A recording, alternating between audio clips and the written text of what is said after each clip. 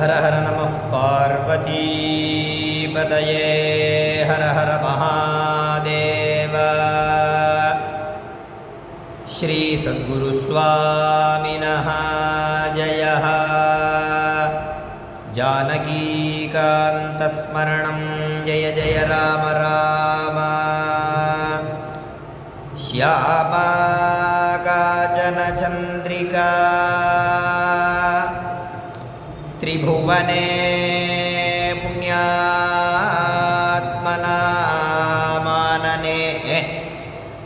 सीमाशून्यकविद्ववर्षजननी या कापि कादम्बिनी मारारादिमनोविमोहनविधौ काचित्तमः कन्दली कामाक्ष्याः करुणाकटाक्षलहरी कामाय मे कल्पतां।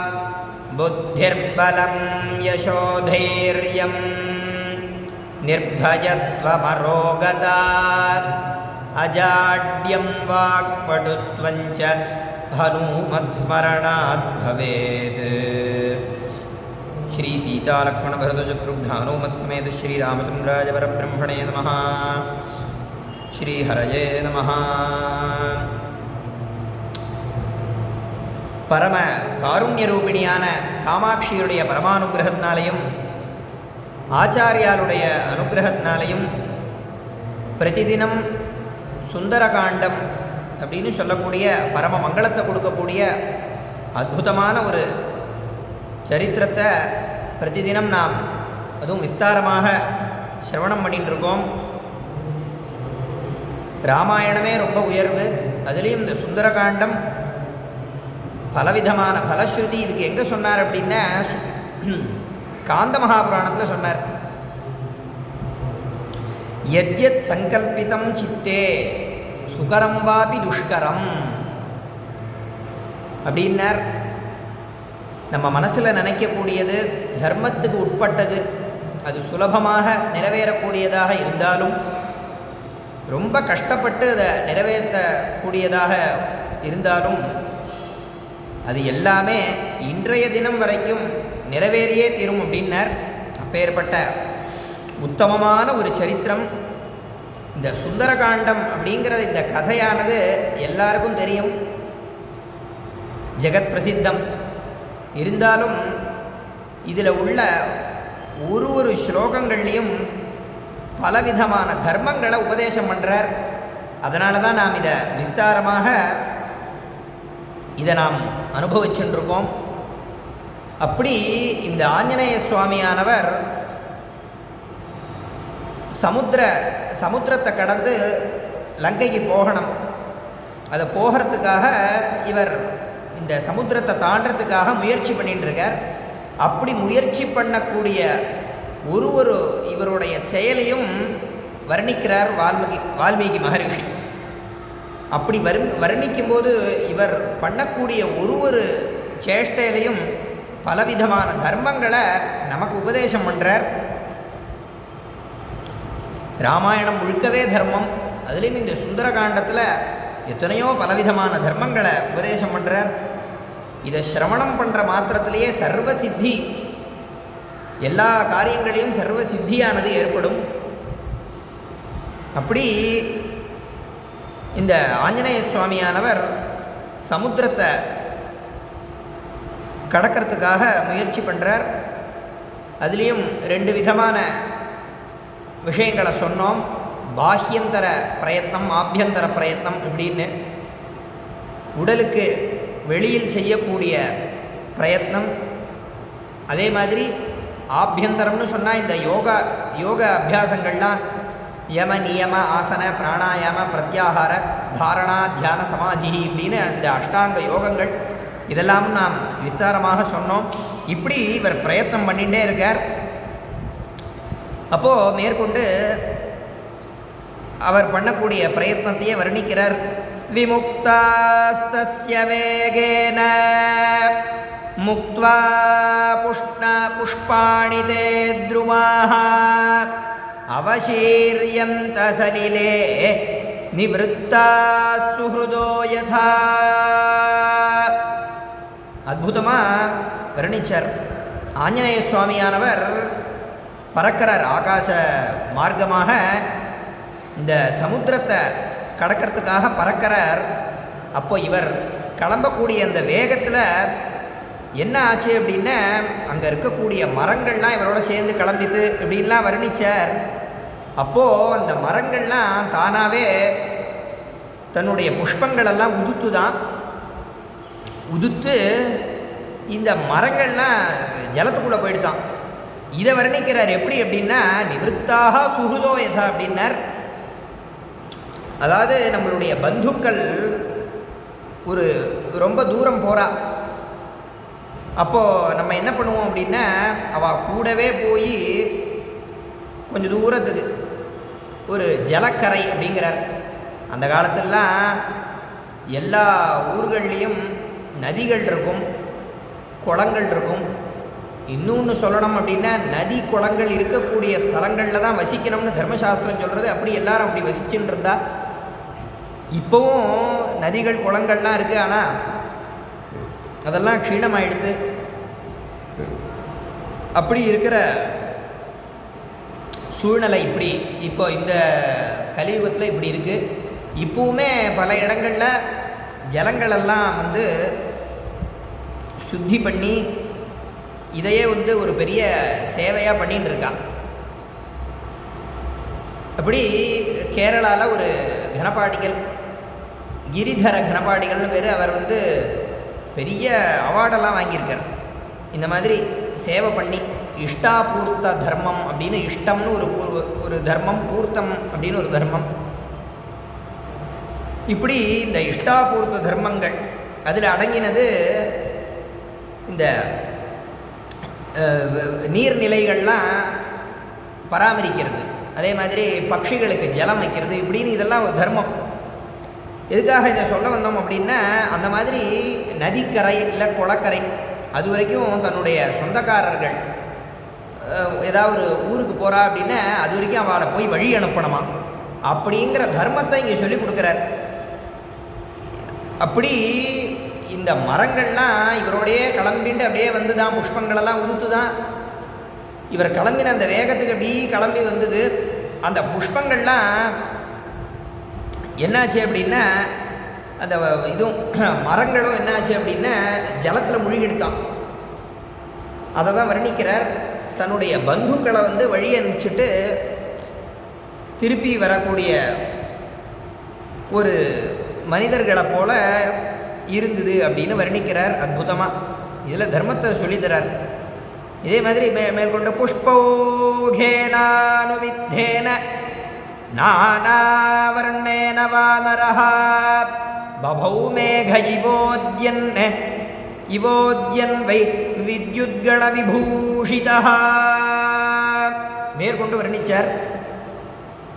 இந்த ஆஞ்சநேய சுவாமியானவர் இப்படி பறந்துட்டே இருக்காராம். இப்படி பறந்துட்டே இருக்கும்போது இந்த மரங்களானது புஷ்பங்களெல்லாம் தானாக உதுத்துது இல்லையா, இந்த புஷ்பங்கள்லாம் இவர் மேலே எல்லாமே விழுந்திருக்கான். நானாவரணேன அப்படின்னார். பலவிதமான புஷ்பங்கள், நன்னா பல நிறங்களில். நானாவரணம் அப்படின்னா பல நிறங்கள் அப்படின்னு அர்த்தம். பல நிறங்கள் இல்லையா. இந்த மல்லிகா புஷ்பம் அப்படின்னா வெள்ளை கலரில் இருக்கும், வெண்மை நிறம். அதே மாதிரி சேவந்திகா, சாமந்தின்னு தமிழில் சொல்கிறோம், அது மஞ்சள் நிறம். இப்படி இந்த மாதிரி பல விதமான சிகப்பு நிற பூக்கள்லாமும் இருக்குது. செம்பருத்தி இதெல்லாம் சிகப்பு நிறம், ரோஜா.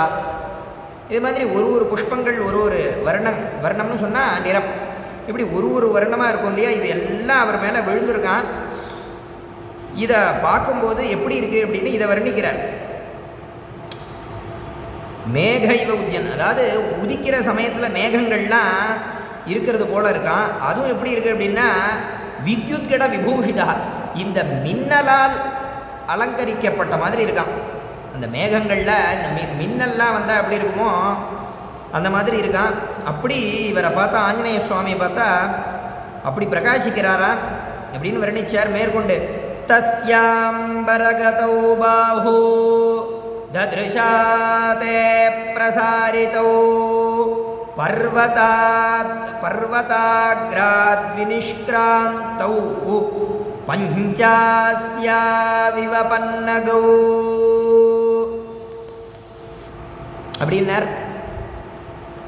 இவர் ஆஞ்சநேய சுவாமியானவர் மேலே பறக்கும்போது இவருடைய 2 கையையும் நன்னா விரித்து வச்சுட்டாராம். பிரசாரிதம் அப்படின்னார். 2 கையும் நன்னா விரித்து வச்சுட்டு எப்படி பறக்கிறாராம். இப்படி பறக்கும்போது அதை பார்த்தா எப்படி இருக்குது அப்படின்னா பர்வதாக்ராத் வினிஷ்கிராந்தவ் அப்படின்னார். ஒரு மலையில் ஒரு 5 தலை பாம்பு, இந்த மலைக்கு மேலே ஒரு 5 தலை பாம்பானது தலையை தூக்கி பார்த்தா எப்படி இருக்குமோ அந்த மாதிரி ஒரு 5 தலை பாம்பு மாதிரி இருக்கான் இவருடைய இந்த கைகளெல்லாம் பார்த்தா. அப்படி பிரகாசிக்கிறாராம். இதில் ஒரு சூச்சனையை சொல்கிறார் வால்மீகி மகரிஷி. இது மூலமாக சேங்காலிபுரம் அனந்தராம தீட்சிதர் அவருடைய புஸ்தகத்தில் இதை வர்ணிக்கிறார். வால்மீகி மகரிஷி இங்கே என்ன சொல்கிறார் அப்படின்னா சூச்சனையாக, இந்த ராவணாதிகள்லாம் இருக்காளே இவர்களெல்லாம் சம்ஹாரம் பண்ணுறதுக்காக ராமலக்ஷ்மணர்கள் 5 தலை பாம்பு போல அங்கே போய் இந்த ராவணாதிகளெல்லாம் சம்ஹாரம் பண்ண போகிறா அப்படிங்கிறத இங்கே சூச்சனையாக சொல்கிறாராம். அப்படின்னு அற்புதமாக வர்ணிச்சார். மேலே பிங்கே பிங்காட்சமுக்கியஸ்ய ப்ருஹதி பரிமண்டலே சக்ஷுஷி சம்பிரகாசேதே சந்திரசூர்யா விவோதிதௌ. இந்த ஆஞ்சநேய சுவாமியானவர் பிங்கே பிங்காட்ச முக்கியஸ்ய, பிங்காட்சா அப்படின்னு சொன்னால் வானரம், குரங்குக்கு பேர். முக்கியஸ்ய அப்படின்னு தலைவர்னு அர்த்தம். அதிலே சிறந்தவர் அப்படின்னு வச்சுக்கலாம், சிறந்தவர்னு அர்த்தம். அப்படிப்பட்ட இந்த ஆஞ்சநேய சுவாமியோட 2 கண்ணானது பிரகாசிக்கிறதான். எப்படி பிரகாசிக்கிறது அப்படின்னா சந்திரசூர்யா விவோதிதௌ, இந்த சந்திரசூரியனை போல பிரகாசிக்கிறதாம் 2 கண்களும்.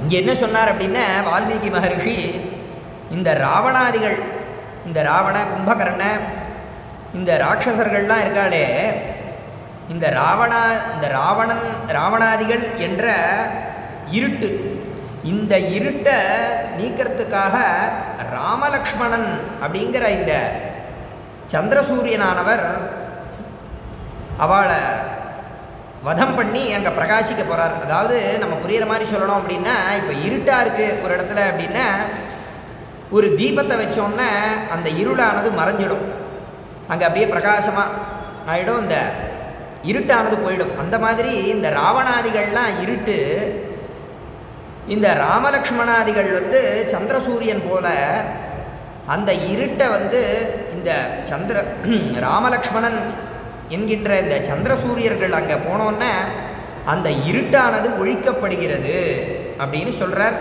அர்த்தாது ஒரே சமயத்தில் சந்திரனும் சூரியனும் வந்தால் எப்பேற்பட்ட ஒரு பிரகாசம் இருக்குமோ அப்பேற்பட்ட பிரகாசமானது ஆஞ்சநேய சுவாமியோட கண்ணில் தெரிஞ்சுதான். அதுதான் இந்த ராவணாதிகளெல்லாம் வதம் பண்ணுறதுக்கு ராமலக்ஷ்மணான் அங்கே போய் வதம் பண்ண போகிறா அப்படிங்கிற ஒரு சூச்சனையை இங்கே காமிக்கிறார். மேற்கொண்டு முகம் நாசிகயா தஸ்ய தாம்ரயா தாம்ரமாபபௌ சந்தியா சமபிஸ்பிருஷ்டம் யதா சூரியஸ்ய மண்டலம்.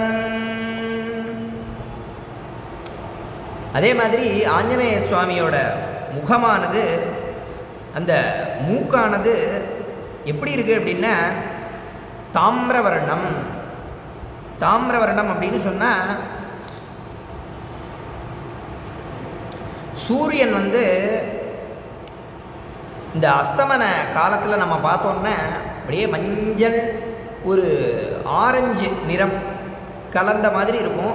அதுக்கு சம்ஸ்கிருதத்தில் தாமிரவர்ணம் அப்படின்னு பெயர். இது எந்த சமயத்தில் இருக்கும் அப்படின்னா சந்தியா சமபிஸ்பிருஷ்டம்னர். இந்த சந்தியா காலத்தில் சூரியன் அஸ்தமனம் ஆகக்கூடிய சமயத்தில் சந்தியா சமபிஸ்பிருஷ்டம் யதா சூரியஸ்ய மண்டலம். இந்த சந்தியா காலமானது இந்த சூரியன் சமீபத்தில் நெருங்கும் போது எப்படி இருக்குமோ அது மாதிரி இருந்தது அப்படிங்கிறார். முன்னாடியே சொன்னது போல மஞ்சள் நிறம், அதே மாதிரி இந்த ஆரஞ்சு நிறம், இதுதான் அந்த அருணகான்னு ஒரு பெயர் உண்டு. அந்த வர்ணம், அந்த நிறம், அந்த நிறத்தை போல இருந்தது அப்படின்னு வர்ணிக்கிறார். இங்கே என்ன இதில் இந்த ஸ்லோகம் மூலமாக என்ன காமிச்சு கொடுக்குறார் அப்படின்னா சந்தியா காலம், சந்தியாவந்தன அனுஷ்டானம் எவ்வளோ முக்கியம் அப்படின்னு இந்த ஸ்லோகம் மூலமாக நம்மளுக்கு விளக்குறார். ஏன்னா வேறு எத்தனையோ உதாரணங்கள் இருக்குது, அதை சொல்லலாம். உபமானம்னு சொல்லுவாள். உபமானம்னா எதை வேணாலும் உபமானமாக சொல்லலாம். இந்த சந்தியாவந்தனத்தை ஏன் போட்டார் அப்படின்னா இந்த சந்தியாவந்தனங்கிறது அவ்வளோ முக்கியம் அப்படிங்கிறதுக்காக அந்த சந்தியா காலத்தில் அஸ்தமன சமயத்தில் சூரிய பகவானானவர் எந்த நிறத்தில் இருப்பாரோ அந்த நிறத்தில் இருந்தது அப்படிங்கிறத இங்கே சொல்கிறார். இந்த ஆஞ்சநேய சுவாமியோட முகமானது அப்படி ஒரு பிரகாசமாக இருந்துதான். மேலே லாங்கூலஞ்ச சமாவித்தம் பலபானஸ்ய சோபதே அம்பரே வாயுபுத்திரஸ்ய சக்ரத்வஜ ஜீவோச்ரிதः. மேற்கொண்டு இந்த ஆஞ்சநேய சுவாமியோட லாங்கூலம்னு சொன்னால் இந்த ஆஞ்சநேய சுவாமியோட வால். இந்த ஆஞ்சநேய சுவாமியானவர் பறக்கும்போது அந்த ஆகாச மார்க்கமாக பறக்கிறார். அப்படி பறக்கும்போது இவருடைய வாலானது சுருட்டின்னு இருக்கான். அதை சுருட்டின்றதை பார்த்தா எப்படி இருக்கு, இந்த வாலானது அப்படியே ஆகாசத்தில் பிரகாசிக்கிறதாம். எப்படி அப்படின்னா ஒரு கொடி மாதிரி பிரகாசிக்கிறதான். அது எந்த கொடி அப்படின்னா சக்கரத்வஜ ஜிவோச்ரிதா அப்படின்னு சொல்லக்கூடிய தேவர்களுக்கெல்லாம் தலைவன் இந்திரன். அந்த இந்திரனுடைய கொடியானது வெற்றி கொடி. அந்த வெற்றி கொடியானது அப்படி நிலைநாட்டி அப்படி பிரகாசிப்பானோ அதை போல் இந்த ஆஞ்சநேய சுவாமியோட வாலானது அப்படி நீட்டின்னு இருக்கும் இல்லையா, அது நீட்டின்னு இருக்கிறதே இந்திரனுடைய ஒரு வெற்றி கொடி. அந்த வெற்றி கொடியை போல பிரகாசிக்கிறதான். இதுலேருந்து என்ன இவர் சூச்சனையாக சொல்கிறார் அப்படின்னா அந்த லங்கா நகரத்தில் ராமலக்ஷ்மணர்களுடைய ஜெயக்கொடியானதை நிலைநாட்டுறதுக்காக இவர் போயிட்டு இருக்கார் அப்படிங்கிறத இங்கே காமிக்கிறார். அப்படி வர்ணிச்சார். மேற்கொண்டு லாங்கூல லாங்கூல லாங்கூல சக்கரேண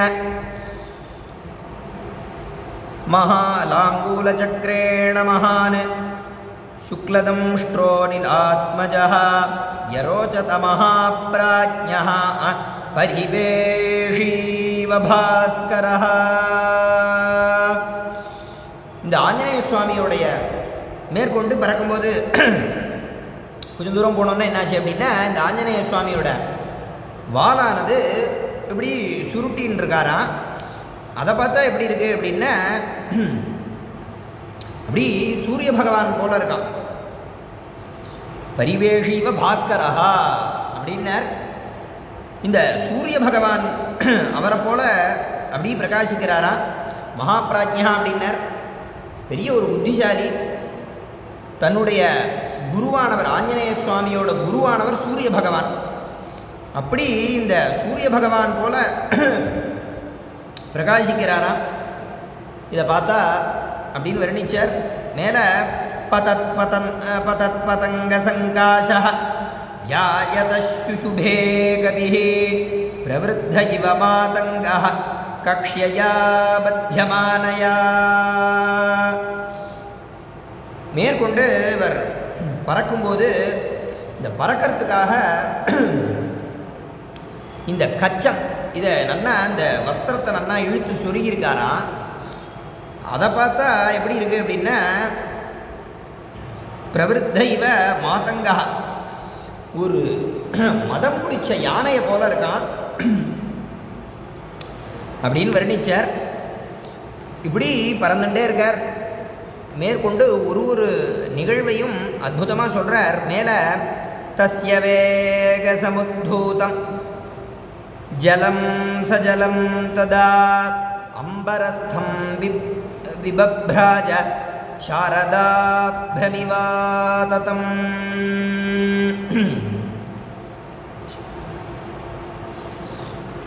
இந்த ஆஞ்சநேய சுவாமியோட வேகமானது ரொம்ப வேகமாக போகிறார், பறக்கிறார். அப்படி பறக்கும்போது என்னாச்சு அப்படின்னா, இந்த சமுத்திரத்தில் இருக்கக்கூடிய இந்த ஜலங்கள்லாம் ஜலம் ததா ஜலதம் ததா, ஜலதம் அப்படின்னு சொன்னால் மேகம்.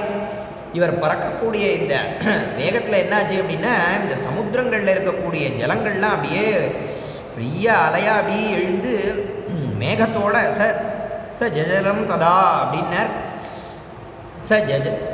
ஜலதம், ஜலதம்னு சொன்னால் மேகம். இந்த கீழே இருக்கக்கூடிய ஜலமானது இந்த ஆகாசம், அதாவது மேகம், இந்த மேகம் வரைக்கும் அப்படி எழும்பி அதோடு சேர்ந்து இந்த ஜலமானது அதோடு சேர்ந்து அப்படி பிரகாசிச்சு தான்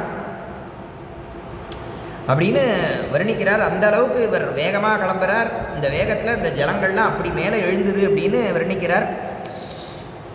அம்பரஸ்தம் விபப்ராஜ சாரதாப்ரம் விவாததம் அப்படின்னு வர்ணிச்சார். இப்படி அதுக்கப்புறம் என்னாச்சு அப்படின்னா, திமினக்ரஜஷா கூர்மாக திருஷ்யந்தே விவృతాஸ்ததா வஸ்திராபகர்ஷேணேவ ஷரீராணி ஷரீரிணாம். இப்படி இந்த சமுத்திரத்தில் இருக்கக்கூடிய ஜலங்கள்லாம் அப்படியே மேலே எழுப்பித்து, அப்போ அந்த சமுத்திரங்களில் நிறைய ஜந்துக்கள்லாம் இருக்கும். திமின்னு சொன்னால் திமிங்கிலம், அதே மாதிரி ஜஷாக அந்த முதலைகள், மீன்கள், கூர்மாக, ஆமை, இது எல்லாம் அப்படியே பளிச்சுன்னு தெரிகிறது தான். எப்படி அப்படின்னா, ஒரு மனிதனானவன் வஸ்திரத்தால் தன்னுடைய உடலை மறைச்சுன்னு இருக்கான் துணியால். அந்த துணியை விளக்கிட்டால் என்ன ஆகும் அப்படின்னா, அந்த உடலானது நல்லா பளிச்சுன்னு தெரியும். அந்த மாதிரி இந்த ஜலத்துக்குள்ளே மறைஞ்சிருந்தது இந்த ஜந்துக்கள்லாம். இந்த ஜலமானது மேகம் வரைக்கும் அப்படியே எழும்பி, ஜலங்கள்லாம் அப்படி மேலே எழும்பினோன்னே கீழே இருக்கக்கூடிய அத்தனை ஜந்துக்கள்லாம் அப்படி தெரிகிறதா, என்னென்ன ஜந்துக்கள்லாம் இருக்குது அப்படிங்கிறத சொன்னார். அப்புறம் என்னாச்சு அப்படின்னா, ப்ளவமானம் சமீக்ஷ்யாத புஜங்கா சாகராலயாக வ்யோம்னிதம் கபிஷார்தூலம் சுபர்ணஜிதி மேனிரே. இப்படி பறந்து போகக்கூடிய இந்த ஆஞ்சநேய சுவாமியை பார்த்து தான், என்ன பார்த்தது அப்படின்னா, புஜங்காக பாம்புகள்லாம் அங்கே இருந்தது, அதெல்லாம் பார்த்து தான். அதை பார்த்து இந்த ஆஞ்சநேய சுவாமியை பார்த்து என்ன நினச்சிது அப்படின்னா, சுபர்ண இது மேனிரே, கருட பகவான் தான் பறந்து போகிறாரோ அப்படின்னு நினச்சிதான். அப்படி கருட பகவானை போல அப்படி பிரகாசிக்கிறாரா ஆஞ்சநேய சுவாமி. ஏன்னா இந்த பாம்புகள்லாம் கருடன், இந்த கழுகுக்கு தான் பயப்படும். அதனால் இவர் இப்படி ஒரு பராக்கிரமத்தில் போகிறத பார்த்துட்டு கருட பகவான் தான் போகிறாரோ அப்படின்னு ஒரு நினச்சிட்டு இதெல்லாம் பயந்து தான். அப்படி இவர் ஆஞ்சநேய சுவாமி கருட பகவானை போல பிரகாசித்தார் அப்படிங்கிறதோட இன்றைக்கி இங்கே பூர்த்தி பண்ணிப்போம். ஜய ஜய ஜகதம்ப சிவே, ஜய ஜய காமாட்சி, ஜய ஜயாத்ரிசுதே, ஜய ஜய மகேஷதயிதே, ஜய ஜய ஜிக்ககன கௌமுதீதாரே. ஸ்ரீ ஜகதம்பார்ப்பணமஸ்து.